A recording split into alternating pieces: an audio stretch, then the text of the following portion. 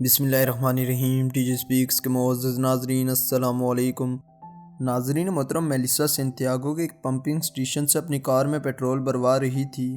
اس نے دیکھا کہ ایک بیکاری عورت اور اس کے ساتھ چھوٹا بچہ شاپنگ سینٹر کے باہر کھڑے تھے۔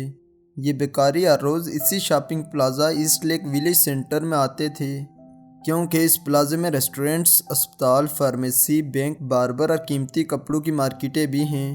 جبکہ بیکاری عورت یہ بھی جانتی تھی کہ اس پلازے میں شاپنگ کے لیے امیر لوگ ہی آئیں گے، جو کہ ایک عملہ عورت کی مدد دل کھول کر کریں گے۔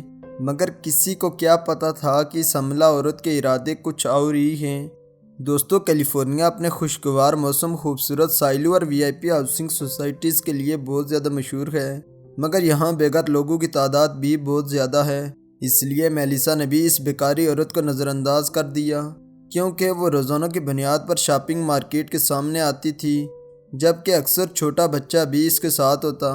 لوگ شاپنگ کرنے کے بعد ڈالرز یا پھر سینڈوچ اور کافی دے کر اس کی مدد کرتے تھے۔ تقریباً 2 ماہ سے عورت ایک ہی جگہ آتی اور مدد مانگتی رہی۔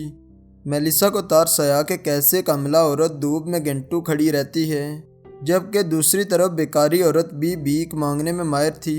وہ سامنے دیکھتی کہ کوئی امیر آدمی شاپنگ کر کے باہر آ رہا ہے تو اپنے ایموشنز تبدیل کرتی اور اس سے ڈالر مانگنے کے لیے ہر ممکن کوشش کرتی۔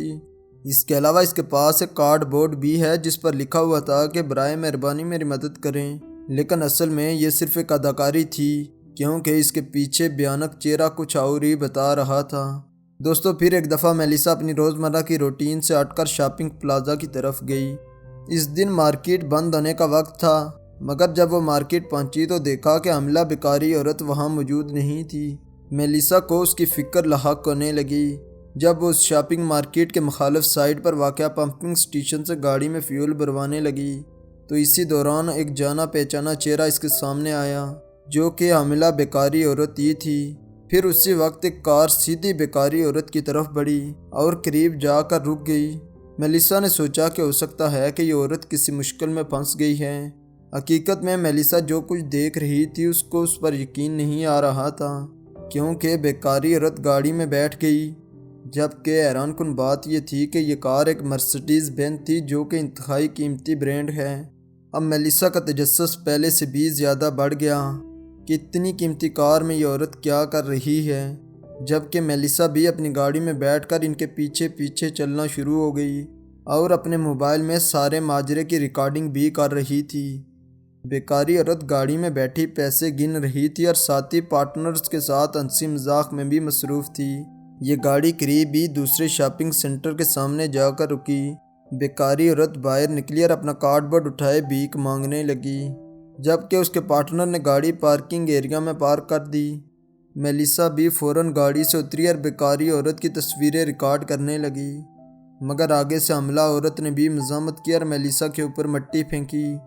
اس کے بعد وہ فوراً اس بچے کو لے کر گاڑی میں بیٹھی اور رفو چکر ہو گئی۔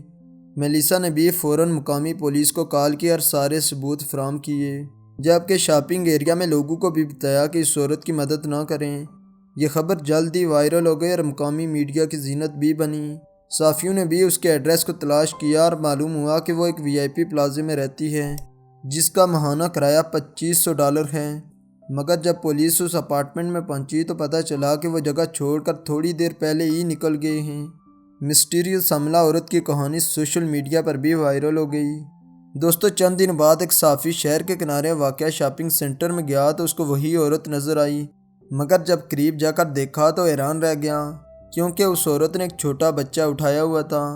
لیکن جب بات کرنے کی کوشش کی تو عورت نے منع کر دیا کہ مجھے انگلش بولنا نہیں آتی۔ اسی اثنا میں اس کا خاوند آیا اور ساتھ لے کر وہ وہاں سے نکل گئے، مگر کیمرے نے اس عورت کی تصویریں ریکارڈ کر لی تھی۔ اب سارا کیس مکمل کھل چکا تھا، انٹیلیجنس اداروں کی بھی دوڑیں لگ چکی تھی۔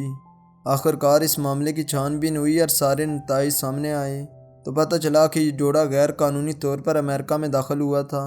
انہوں نے شہر بھر میں کئی جگہوں پر اپارٹمنٹ لیے ہوئے ہیں، جن کو وہ مختلف جرائم کر کے استعمال کرتے تھے، جبکہ عملہ بن کر اس کو ڈالر زیادہ ملتے تھے۔